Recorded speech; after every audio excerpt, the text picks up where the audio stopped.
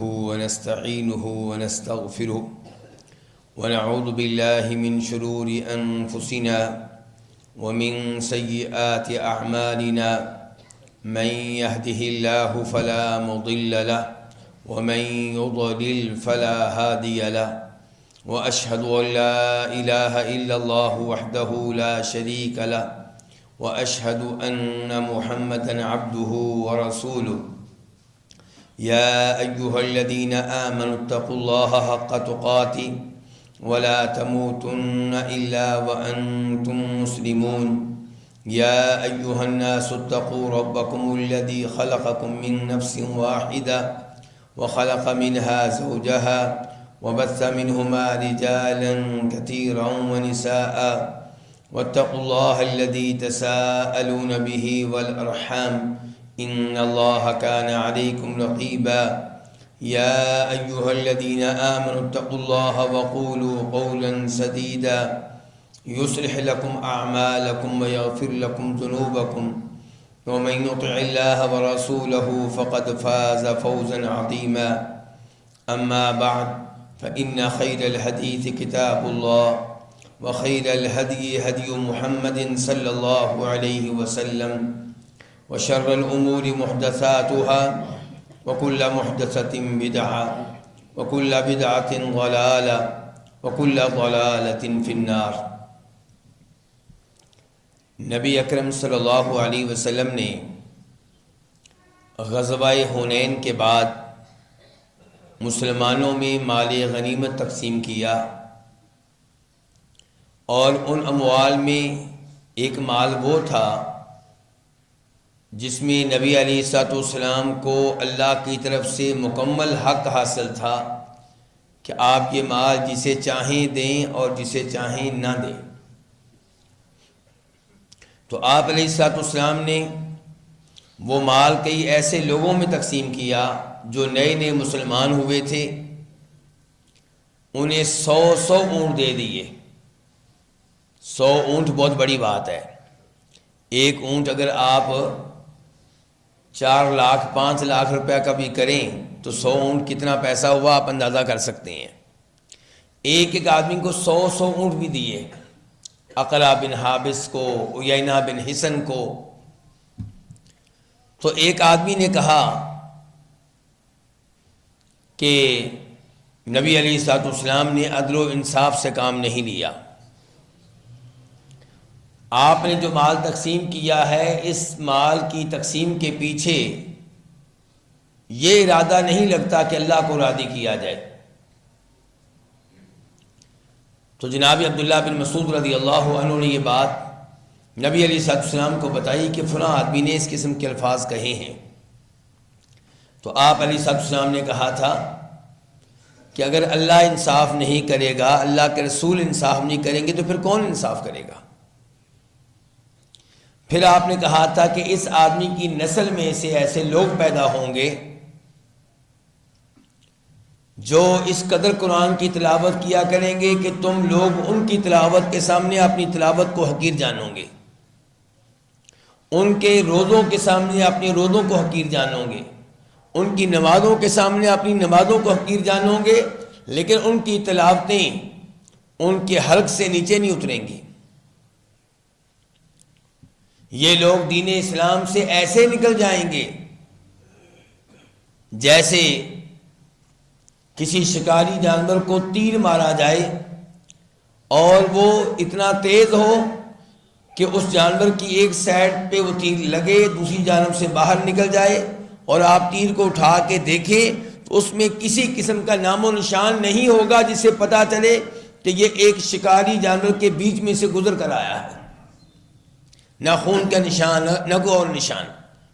تو فرمایا یہ لوگ ایسے ہی دین سے نکل جائیں گے جیسے وہ تیر نکل جاتا ہے، یعنی کہ ان کا دین سے کوئی تعلق نہیں ہوگا۔ نمازیں پڑھنے والے، روزے رکھنے والے، تلاوتیں کرنے والے، لیکن دین اسلام سے کوئی تعلق نہیں ہوگا۔ آپ نے فرمایا تھا کہ یہ جب سامنے آئیں گے تو اگر میں موجود ہوا تو میں خود ان کو قتل کروں گا۔ یہ ساری گفتگو جن کے بارے میں کی جا رہی ہے ان کو کیا کہتے ہیں؟ خوارج. خوارج خارجی لوگ، انہی کو کہا جاتا ہے. ان کی جو علامات اور نشانیاں حدیث میں آئی ہیں ان میں سے چند ایک کی طرف اشارہ کروں گا. آپ علیہ السلام نے فرمایا تھا کہ یہ نوجوان قسم کے لوگ ہوں گے اور عقلی لحاظ سے سرسری عقل رکھنے والے ہوں گے، جذباتی قسم کے لوگ ہوں گے، سفہاء الاحلام. وہ نہیں ہوں گے جن کی عقل میں گہرائی ہو، ایسے نہیں ہوں گے. حدثاء الاسنان، نو عمر ہوں گے. سفہاء الاحلام، سطحی عقل رکھنے والے ہوں گے. اور آپ علیہ السلام کی حدیث سے یہ بھی معلوم ہوتا ہے کہ یہ مسلمانوں کو کافر قرار دینے والے ہوں گے. یعنی کہ کبیرہ گناہ کی وجہ سے مسلمان کو کافر قرار دے دینا. سود لینا جرم ہے، کوئی شک و شبہ نہیں. بدکاری کرنا بہت بڑا جرم ہے، کوئی شک و شبہ نہیں. لیکن ان گناہوں کی وجہ سے کسی کو کافر سمجھنا، کافر قرار دینا، یہ بہت بڑا جرم ہے. تو خوارج کی علامات میں سے ایک علامت یہ ہے کہ مسلمانوں کو کافر سمجھنا، مسلمان فوج کو کافر سمجھنا، مسلمان حکمرانوں کو کافر سمجھنا، یہ ان کی خاص علامت ہے. عبادت کے معاملے میں بہت آگے ہوں گے، اس قدر آگے کہ عام مسلمان ان کی عبادت کے سامنے اپنی عبادت کو حقیر جانیں گے. اور لوگوں کو دھوکہ بھی اسی لیے ہو جاتا ہے کیونکہ یہ بہت عبادت کرنے والے ہوتے ہیں. لیکن ان کی خاص علامت کے اوپر نگاہ رکھنی چاہیے. وہ کیا کہ کبیرہ گناہ کا ارتکاب کرنے والے مسلمان کو کافر قرار دینا، حکمرانوں کو کافر قرار دینا، مسلمان فوجوں کو کافر قرار دینا، مسلمان پولیس والوں کو کافر قرار دینا. جناب علی رضی اللہ عنہ کے مابین اور جناب معاویہ کے مابین لڑائیاں ہوئیں غلط فہمی کی بنیاد پہ. پھر صلح کے لیے کام ہوا، صلح کے لیے کمیٹی بنائی گئی. اس زمانے میں یہ لوگ جناب علی کے لشکر سے باہر نکلے اور جناب علی کو کافر قرار دیا. آپ اندازہ کریں کہ صحابہ کرام کو کافر سمجھ رہے ہیں، جناب علی کو کافر قرار دے رہے ہیں اور عبادت میں نمبر 1 ہیں.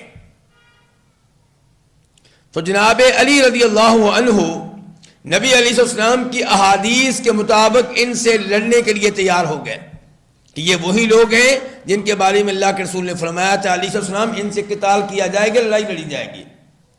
عبداللہ ابن عباس رضی اللہ عنہما آل بیت میں سے ہیں، آپ کے چچا کے بیٹے ہیں، مفسر قرآن ہیں، ترجمان قرآن ہیں. انہوں نے کہا امیر المؤمنین مجھے تھوڑی سی مہلت دیں، آپ مجھے وقت دیں، میں ان سے مذاکرات کرتا ہوں، ان سے گفتگو کرتا ہوں، شاید سمجھ آئیں، شاید ان کی اصلاح ہو جائے، شاید لڑائی کی نوبت نہ آئے. تو جناب علی کہنے لگے عبداللہ ابن عباس سے کہ مجھے خطرہ ہے تمہارے بارے میں کہ تمہیں کوئی نقصان پہنچائیں گے. یہ کہ اتنے ظالم لوگ ہیں کہ تمہیں بھی معاف نہیں کریں گے، صحابی کو، ہاشمی کو، آل بیت کے فرزند کو، مفسر قرآن کو بھی معاف نہیں کریں گے. عبداللہ ابن عباس نے کہا نہیں، آپ مجھے دیں مہلت، میں کوشش کر کے دیکھتا ہوں. چنانچہ عبداللہ ابن عباس گئے ان کو سمجھانے کے لیے، ان سے مذاکرات کرنے کے لیے، ان سے گفتگو کرنے کے لیے. کہتے ہیں کہ میں اچھا لباس پہن کے گیا، کنگھی وغیرہ کر کے گیا، تو پہلا اعتراض انہوں نے ان کے لباس پہ ہی کر دیا کہ اتنا مہنگا اور شاندار لباس کیوں پہنا ہوا ہے. تو عبداللہ ابن عباس نے کہا میں نے خود اللہ کے نبی کو کئی دفعہ دیکھا علیہ السلام آپ نے اچھا لباس پہنا ہوتا تھا، اس میں اعتراض والی کون سی بات ہے. پھر عبداللہ ابن عباس سے کہنے لگے آپ کیوں آئے ہیں بتائیں. ان میں سے کچھ کہنے لگے کہ عبداللہ ابن عباس کی بات نہ سنو، یہ قریشی ہیں اور قریشیوں کے بارے میں اللہ نے قرآن میں کہا ہے کہ بڑے جھگڑالو قسم کے لوگ ہوتے ہیں. حالانکہ قرآن میں جن قریشیوں کے بارے میں کہا گیا ہے وہ وہی تھے جو اللہ کے رسول کے منکر تھے، جو مسلمان نہیں ہوئے تھے، جو آپ کی تکذیب کرنے والے تھے. عبداللہ ابن عباس تو مسلمان ہیں، ورنہ تو ابو بکر بھی قریشی ہیں، عمر فاروق بھی قریشی ہیں، جناب عثمان بھی قریشی ہیں، تو سب قریشی غلط ہو گئے. آپ ان کی عقل دیکھیں، ان کے یہ ہوتی ہے خوارج کی عقل. جذباتی نوجوان، دین کا نام لینے والے لیکن دین سے بہت دور ہوتے ہیں. تو کچھ لوگوں نے کہا نہیں بات سن لینی چاہیے، کوئی حرج نہیں ہے۔ اب عبداللہ بن عباس ان میں سے چند ایک لوگوں کے ساتھ بیٹھ چکے ہیں اور کہا میں تمہارے پاس آیا ہوں مہاجرین صحابہ کرام کا نمائندہ بن کر، میں تمہارے پاس آیا ہوں انصاری صحابہ کرام کا نمائندہ بن کر، میں تمہارے پاس آیا ہوں نبی علیہ السلام کے چچا کے بیٹے علی کا نمائندہ بن کر، میں تمہارے پاس آیا ہوں نبی علیہ السلام کے داماد جناب علی کے نمائندہ بن کر، اور یہی وہ لوگ ہیں جن کے اوپر قرآن نازل ہوا، یہ قرآن کو، قرآن کی تفسیر کو، قرآن کے معنی و مفہوم کو تم سے بہتر جاننے والے ہیں، اور ان میں سے کوئی ایک بھی تمہارے لشکر کا حصہ نہیں ہے۔ ادھر سارے صحابہ ہیں، انصاری ہیں، مہاجرین ہیں، تمہارے ساتھ ایک بھی صحابی نہیں ہے۔ غور کیجئے، بڑی اہم بات ہے کہ تمہارے ساتھ ایک بھی صحابی نہیں ہے، ان میں سے کوئی نہیں ہے جو نبی علیہ السلام کی بیعت کا شرف حاصل کر چکے، جنہوں نے آپ کو دیکھا اور آپ پہ ایمان لائے، جن کے اوپر قرآن نازل، ان میں سے کوئی ایک بھی تمہارے ساتھ نہیں ہے۔ تو بہرحال میں اس لیے آیا ہوں تاکہ تم تک ان کا پیغام پہنچاؤں، اور تم بتاؤ تم کیا کہتے ہو، تمہارا پیغام میں ان تک پہنچا دیتا ہوں۔ مجھے بتاؤ تمہیں کیا کیا اعتراضات ہیں علی پہ رضی اللہ تعالی عنہ۔ کہنے لگے ہمیں 3 اعتراضات ہیں۔ پہلا اعتراض یہ ہے کہ اللہ تعالیٰ کہتے ہیں قرآن حکیم میں ان الحکم الا للہ، فیصلہ اللہ کا، اور ابھی علی نے معاہدہ کیا ہے معاویہ کے ساتھ رضی اللہ تعالی عنہما، کیونکہ وہ تو جناب علی کو کافر سمجھتے ہیں، انہوں نے تو علی علی کہنا ہے نا، تو علی نے معاہدہ کیا ہے جناب معاویہ کے ساتھ، اور معاویہ کو بھی وہ کافر ہی سمجھتے تھے، ایسا نہیں کہ ان کو مسلمان سمجھتے تھے، یہ بھی واضح میں رکھیں۔ تو معاہدے میں طے ہوا ہے کہ فیصلہ کریں گے کمیٹی کے لوگ، 2 ادھر سے 2 ادھر سے، 3 ادھر سے 3 ادھر سے، 1 ادھر سے 1 ادھر سے۔ تو انہوں نے فیصلے کا اختیار کس کو دے دیا؟ انسانوں کو، جبکہ اللہ نے کیا کہا تھا؟ ان الحکم الا للہ، فیصلہ کس کا؟ اللہ تعالیٰ کا۔ لو جی، پہلا اعتراض یہ ہے۔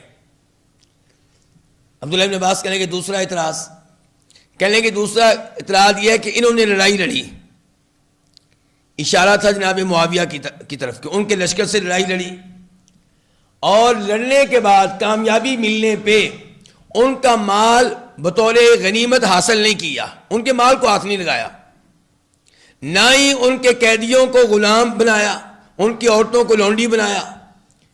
اگر تو وہ مسلمان تھے تو ان سے لڑائی کیوں کی ہے؟ اگر کافر تھے تو پھر ان کے مال کو مال غنیمت کیوں نہیں بنایا؟ پھر ان کی عورتوں کو لونڈیاں کیوں نہیں بنایا؟ بنانا چاہیے تھا۔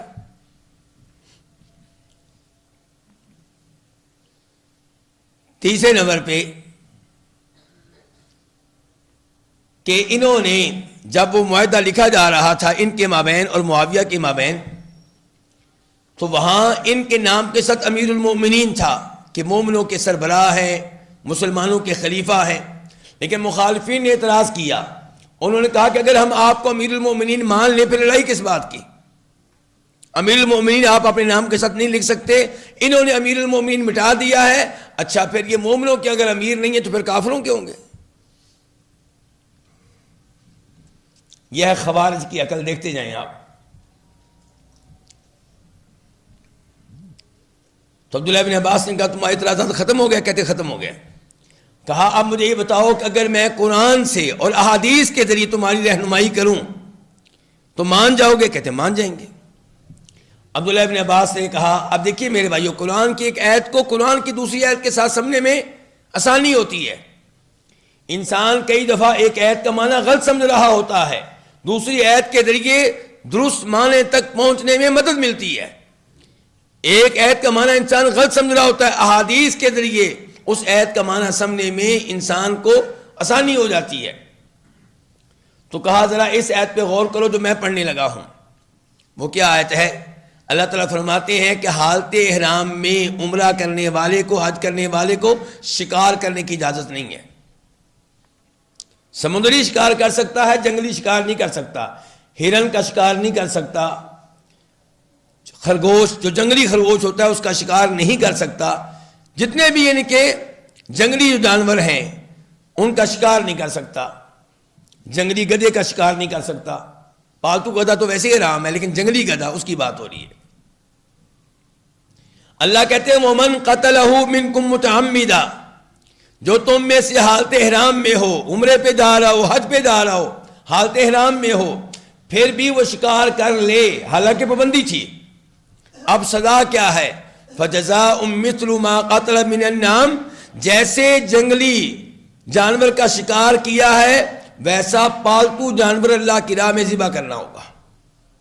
مثال کے طور پہ شکار کیا آپ نے ہرن کا، تو ہرن سے ملتا جلتا پالتو جانور کیا ہے؟ بکرا، تو بکرا اللہ کی راہ میں ذبح کرنا ہوگا۔ یہ سزا ہے، یہ جرمانہ ہے۔ لیکن سوال یہ پیدا ہوتا ہے کہ کون طے کرے گا کہ کس جنگلی جانور کے مد مقابل کون سا پالتو جانور ہے؟ یہ کون طے کرے گا؟ اللہ نے کہا یحکم بہ ذوی عدل منکم، اس کا فیصلہ کریں گے تم میں سے دو عادل قسم کے انسان۔ تو اللہ تو کہہ رہے ہیں کہ انسان فیصلہ کریں گے۔ اللہ نے کیا کہا؟ فیصلہ کون کریں گے؟ انسان۔ وہ کیا کہہ رہے تھے کہ اللہ نے کہہ دیا فیصلہ صرف اللہ تعالیٰ کا، اور علی نے اور معاویہ نے انسانوں کو فیصلہ کرنے کے اختیار دے کے کفر کر دیا ہے۔ تو عبداللہ ابن عباس نے قرآن سے ثابت کیا کہ قرآن کہہ رہا ہے کہ فیصلہ کون کریں گے؟ انسان کریں گے۔ بھی فیصلہ اللہ کا چلے گا، لیکن فیصلہ کرنے کے لیے اللہ خود نیچے نہیں آئے گا۔ اللہ کے قرآن کے مطابق، اللہ کے نبی کی احادیث کے مطابق فیصلہ کرنے والے انسان ہی ہوں گے صلی اللہ علیہ وسلم۔ دوسرے نمبر پہ عبداللہ ابن عباس نے کہا کہ اس آیت پہ غور کرو، وَإِنْ خِفْتُمْ شِقَاقَ بَيْنِهِمَا فَبَعَثُوا حَكَمًا مِّنْ أَهْلِهِ وَحَكَمًا مِّنْ أَهْلِهَا، کہ جب میاں بیوی میں اختلاف ہو جائے تو کیا کرنا ہے؟ ہمارے یہاں تو فوراً ایک ہی علاج ہوتا ہے، طلاق طلاق طلاق، جبکہ قرآن پڑھیں، قرآن نے کہا کہ اگر بیوی نافرمانی کر رہی ہے تو طلاق دینے سے پہلے کئی مراحل ہیں۔ مثال کے طور پہ آپ اس کا بستر الگ کر دیں، اور اس سے یہ بھی پتا چلا کہ میاں بیوی کا بستر ایک ہونا چاہیے۔ شادی کا مقصد یہی ہوتا ہے۔ ہمارے ہاں ایسا ماحول بنا دیا گیا ہے کہ شادی سے پہلے یہ لڑکی لڑکا آپس میں بیٹھے کوئی مسئلہ نہیں، شادی کے بعد آپس میں زیادہ بیٹھے تو گھر والوں کو اطلاع شروع ہو جاتا ہے، چوروں کی طرح ان کو ملنا پڑتا ہے۔ جب کہ قرآن و حدیث کا مطالعہ کریں تو پتہ چلے گا میاں بیوی کا بیڈ ایک ہوگا، بستر ایک ہوگا۔ تو جب بیوی تنگ کرے، نافرمانی کرے، تو سزا یہ ہے کہ اس کا بستر الگ کر دیں، اور سزا یہ ہے کہ آپ اس سے ناراض ہو جائیں۔ تنگ کر رہی ہے تو آپ اس کو وعد و نصیحت کریں، سمجھائیں، وعد و نصیحت کریں، بستر الگ کر دیں، اور ہلکی پھلکی پٹائی کرنے میں بھی کوئی حرج نہیں ہے، لیکن ہلکی پھلکی، یہ نہیں کہ اس کو داغ پڑ جائیں، نشان پڑ جائیں، ہڈی توڑ دیں، خون نکال دیں، نہیں نہیں نہیں، ایسا نہیں ہے۔ اور یہ ہلکی پھلکی پٹائی کا بھی مقصد کیا ہے کہ یہ لڑکی ذلیل ہونے سے بچ جائے، رسوا ہونے سے بچ جائے، کیونکہ اگر طلاق ہو گئی تو پوری زندگی روتی رہے گی۔ جو سلوک آج خاوند اس سے کر رہا ہے، برداشت نہیں کر رہی، یہی سلوک اس سے پوری دنیا کرے گی، اس کے بھائی کریں گے، اس کی بابیاں کریں گی، دھکے کھائے گی ادھر کے ادھر کے۔ لیکن آج اس کی عقل کام نہیں کر رہی، خامد کی اطاعت نہیں کر رہی۔ کامیاب عورت ہوا جو خامد کی مکمل طور پہ اطاعت کرے۔ پھر کہا گیا کہ معاملہ نہیں سنبھل رہا، معاملہ پھر بھی درست نہیں ہو رہا، تو آپ کمیٹی بنا دیں۔ کمیٹی میں ایک آدمی ہو لڑکی کے خاندان سے اور ایک آدمی ہو خامد کے خاندان سے، ان کو اختیار دیا جائے وہ فیصلہ کریں۔ تو یہاں پہ بھی فیصلہ کون کریں گے؟ اللہ نے کیا کہا؟ انسان۔ فیصلہ اللہ کا چلے گا، کریں گے کون؟ انسان۔ تو جناب علی، جناب معاویہ نے جو کچھ کیا تھا بالکل صحیح تھا، قرآن کے مطابق تھا، لیکن یہ لوگ چونکہ خوارج تھے، سطحی عقل رکھنے والے، باقاعدہ علماء میں سے نہیں، باقاعدہ دین کا علم نہیں، اس لیے جناب علی پہ اور جناب معاویہ پہ کفر کے فتوے لگا رہے ہیں۔ تو جب یہ آیات پڑھی گئیں تو بہت سے لوگ سمجھ گئے، ان میں سے رجوع کر لیا۔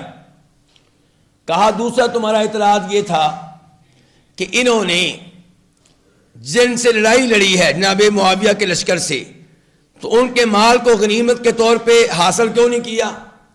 ان کے لوگوں کو قیدی کیوں نہیں بنایا؟ ان کی عورتوں کو لونڈی کیوں نہیں بنایا؟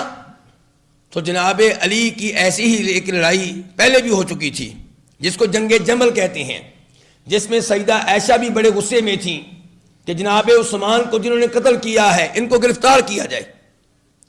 ان کی حمایت میں سیدہ عائشہ میدان میں آ گئی تھیں، دیگر کئی صحابہ کرام آ گئے تھے، سیدہ عائشہ خود میدان میں پہنچی تھیں، اونٹ کے اوپر سوار تھیں، اور ان کا مقصد جناب علی سے لڑنا نہیں تھا۔ جنگ جمل والوں کا مقصد جناب علی سے لڑنا نہیں تھا، لیکن ان کے قاتلوں کو پکڑنا تھا۔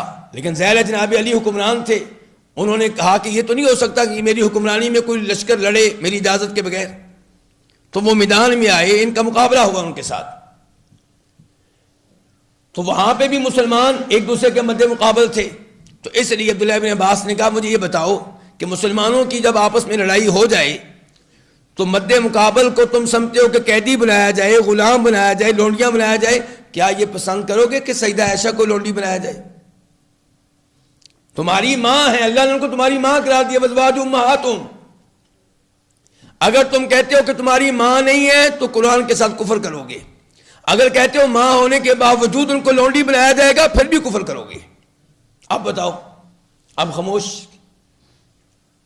تو جب اچھا عالم دین ملے جو علم میں پختہ ہو تو وہاں پہ خوارج بات نہیں کر سکیں گے۔ سعودی عرب میں جب ایسے لوگ پیدا ہوئے تو سعودی حکومت نے جہاں طاقت سے ان کا مقابلہ کیا وہاں علماء کو بھی بھیجا، لیکن وہاں کے علماء کے پہلے اپنے عقائد خوارج کے تعلق سے واضح تھے، ان کی ہمدردیاں خوارج کے ساتھ نہیں تھیں، اس لیے انہوں نے ان سے مذاکرات کیے، ان کی اصلاح کی، اور کئی لوگ سدھر بھی گئے۔ تیسرے نمبر پہ جناب عبداللہ بن عباس نے کہا کہ تمہارا تیسرا اعتراض یہ تھا کہ جب معاہدہ لکھا گیا ہے تو جناب علی پہ مد مقابل پارٹی نے اعتراض کیا کہ آپ اپنے نام کے ساتھ امیر المومنین کیوں لکھ رہے ہیں، اس کو مٹائیں، انہوں نے مٹا دیا۔ کیوں مٹایا؟ اگر یہ مومنوں کے امیر نہیں تو اس کا مطلب ہے کافروں کے امیر ہے۔ یہ کہ درمیان میں بھی کوئی راستہ ہوتا ہے، وہ یا ادھر یا ادھر، یا مومنوں کے امیر یا کافروں کے امیر۔ تو عبداللہ بن عباس نے کہا کہ مجھے یہ بتاؤ کہ جب نبی علیہ الصلوۃ والسلام اور مشرکین مکہ کے مابین حدیبیہ کے مقام پہ صلح ہوئی تھی تو صلح نامے میں آپ نے اپنے نام کے ساتھ لکھا تھا محمد الرسول اللہ، تو انہوں نے اعتراض کیا، انہوں نے کہا کہ اگر ہم آپ کو اللہ کا رسول مان لیں تو پھر لڑائی کس بات کی، جھگڑا کس بات کا، ہم آپ کو رسول نہیں مانتے صلی اللہ علیہ وسلم، یہ مٹائیں آپ۔ تو آپ نے کہا تھا اللہ جانتا ہے کہ میں اللہ کا رسول ہوں لیکن میں تمہاری خاطر یہ مٹا رہا ہوں۔ اب آپ نے لکھنے والے جناب علی سے کہا کہ یہ مٹائیں، جناب علی فرمانے لگے اللہ کے رسول مجھ میں تو ہمت نہیں ہے مٹانے کی۔ تو اللہ کے رسول نے کہا مجھے بتاؤ کہاں لکھا ہوا ہے، تو اللہ کے رسول نے خود مٹایا تھا رسول اللہ۔ تو کیا یہ مٹا دینے سے آپ کی رسالت ختم ہو گئی تھی، آپ کی نبوت ختم ہو گئی تھی؟ تو جناب علی نے اگر صلح کی خاطر امیر المومنین کے الفاظ مٹا دیے ہیں تو اس کا مطلب یہ نہیں ہے کہ وہ مومنوں کے امیر نہیں ہیں۔ یہ گفتگو سننے کے بعد وہ 6000 لوگ تھے خوارج، ان میں سے 2000 نے رجوع کر لیا اور دوبارہ حق کی طرف آ گئے، 4000 اب بھی ڈٹے رہے۔ ان 4000 سے جناب علی نے لڑائی لڑی اور ان کو قتل کیا۔ تو بتانے کا مقصد یہ ہے کہ یہ ہے خوارج۔ تو خوارج کی نشانیاں کیا ہیں کہ نو عمر، سرسری عقل رکھنے والے اور بظاہر خوب عبادت کرنے والے، تلاوت کرنے والے، نمازیں پڑھنے والے، روزے رکھنے والے، ان کے نفلی روزے، نفلی نمازیں، لیکن دوسری طرف کبیرہ گناہ کے ارتکاب پہ مسلمان کو کافر قرار دینے والے، حکام کے خلاف بغاوت کرنے والے۔ میری گفتگو کا قطعاً یہ مقصد نہیں ہے کہ حکام بالکل پاک صاف ہوتے ہیں، لیکن ہمیں حکم یہی دیا گیا ہے کہ جب آپ کا کوئی حکمران بن جائے وہ بظاہر مسلمان ہے، اب آپ نے اس کو حکمران تسلیم کرنا ہے، اس کی اطاعت کرنی ہے، اس کی تقریر سننی ہے، اس کی گفتگو سننی ہے، جو اس کا آرڈر خلاف شریعت ہے وہ نہیں مانیں گے، باقی امور میں آپ اس کی اطاعت کریں گے، وہ نیک ہو یا بد ہو۔ ہم کسی کی یہ صفائی نہیں دے رہے کہ وہ نیک ہیں، آپ علیہ السلام نے یہی فرمایا تھا، آپ کی حدیث کا مفہوم یہی ہے، حکمران نیک ہو یا برا ہو، جب تک وہ بظاہر مسلمان ہے آپ اس کی اطاعت کرتے رہیں گے۔ لیکن خوارج کی سوچ کیا ہوگی؟ نہیں، یہ بھی کافر وہ بھی کافر، انہوں نے اس سے معاہدہ کیا تو یہ بھی کافر ہو گئے، امریکہ سے فلاں مسئلے میں معاہدہ ہوا تو حکمران بھی کافر، فوج ان کے ساتھ لگی ہے وہ بھی کافر، پولیس لگی ہے وہ بھی کافر، سرکاری نوکری کرنے والے بھی کافر، اور جو سرکاری نوکری کرنے والے ان کی اولاد ان کو گھر سے نکالتی نہیں وہ بھی کافر، پورا پاکستانی کافر۔ تو یہ بڑی خطرناک سوچ ہوتی ہے، اس لیے ضرورت اس بات کی ہے کہ ہم دین کا علم دیں، قرآن کو صحیح معنوں میں سمجھیں، قرآن و حدیث کے بارے میں درست معلومات لیں، علماء حق کے ساتھ بیٹھیں تو انشاءاللہ ہمارے عقائد کی اصلاح ہوگی۔ اور آپ نے دیکھا کہ عبداللہ ابن عباس کے پختہ علم کے وجہ سے 2000 لوگ لڑائی میں شامل ہونے سے بچ گئے، 2000 لوگوں کی جانیں بچ گئیں۔ تو اس لیے ضرورت اس بات کی ہے کہ دین کا پختہ علم لیا جائے تاکہ آپ کسی کے بارے میں غلط رائے قائم نہ کریں، کسی پہ غلط فتویٰ نہ لگائیں۔ وآخر دعوانا الحمد للہ رب العالمین۔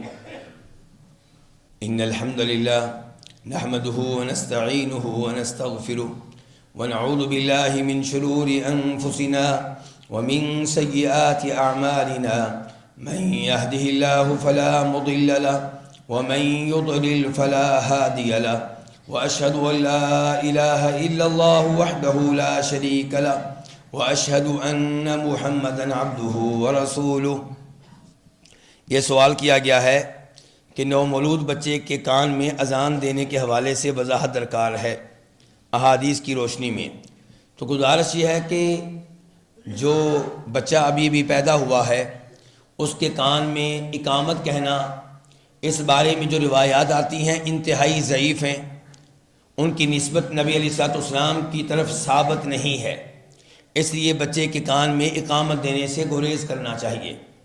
باقی رہ گیا مسئلہ اذان کا، اذان کے بارے میں جو احادیث ہیں وہ بھی اچھی طرح نبی علیہ السلام سے ثابت نہیں ہیں، لیکن کچھ علماء کرام اذان دینے کے معاملے میں پھر بھی گنجائش رکھتے ہیں، اور کچھ کہتے ہیں کہ چونکہ یہ احادیث بھی ثابت نہیں ہے اللہ کے رسول علیہ السلام سے، اس لیے اذان دینے کی بھی کوئی ضرورت نہیں ہے۔